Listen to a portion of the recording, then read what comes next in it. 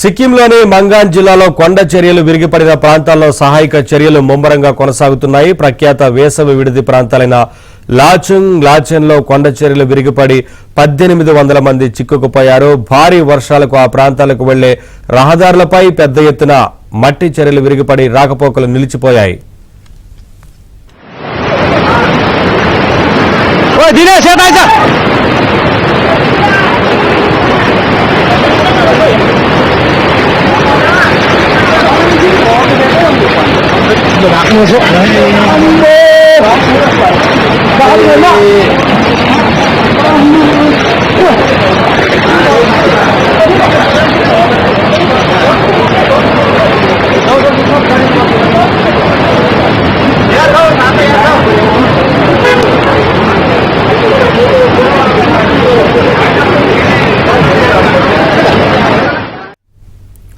దీంతో రాకపోకలను పునరుద్ధరించేందుకు అధికారులు యుద్ధ ప్రాతిపదికన చర్యలు చేపట్టారు. కొండ చర్యలు విరిగి పడటంతో చుంగ్థాంగ్ పట్టణంలో చిక్కుకుపోయిన సుమారు 1800 మంది పర్యాటకులను సహాయక బృందాలు సురక్షితంగా గ్యాంగ్టాక్ కు తీసుకొచ్చాయి. వారందరినీ ఈ తెల్లవారుజాము నుంచి టూరిస్టులందరినీ సంకలాంగ్లోని బెయిలీ బ్రిడ్జి ద్వారా మంగన్ కు అధికారులు తరలిస్తున్నారు.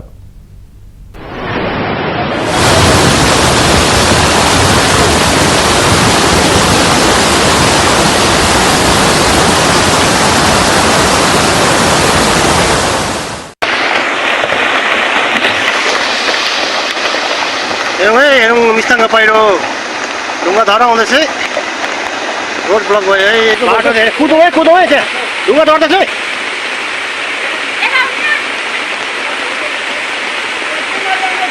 एकछिन नजानु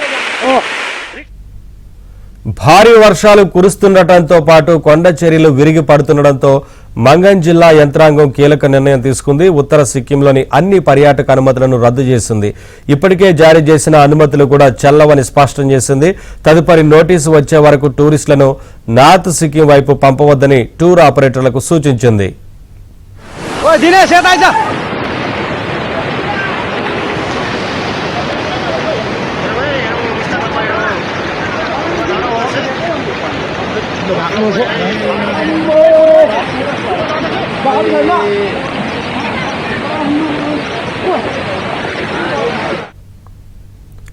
ఇదే అంశానికి సంబంధించి మరింత సమాచారం మా ఢిల్లీ బ్యూరో చీఫ్ కృష్ణ అడిగి తెలుసుకుందాం. కృష్ణ, సిక్కింలో పరిస్థితి దారుణంగా ఉన్నట్లుగా తెలుస్తా ఉంది కదా, వర్ష బీభత్సం కొనసాగుతోంది. అధికారులు ఏం చెప్తున్నారు? అప్రమత్తం చేస్తున్నారా టూరిస్టులను? ఏంటి వివరాలు?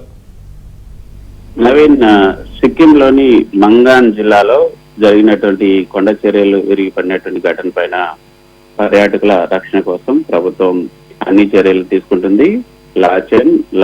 లాచుంగ్, చుంగ్థాంగ్ ఈ ప్రాంతాల్లో చిక్కుకుపోయినటువంటి సుమారు 1800 మంది పర్యాటకులను రోడ్డు మార్గంలో సురక్షితంగా గ్యాంగ్టాక్ కు తరలిస్తున్నారు. ప్రస్తుతం అయితే ఆ చర్యలు కొనసాగుతున్నాయి. సిక్కిం ముఖ్యమంత్రి స్వయంగా ఈ సహాయక చర్యలను పర్యవేక్షిస్తున్నారు. మంగాన్ జిల్లాలో అన్ని పర్యాటక అనుమతులు కూడా తాత్కాలికంగా రద్దు చేశారు.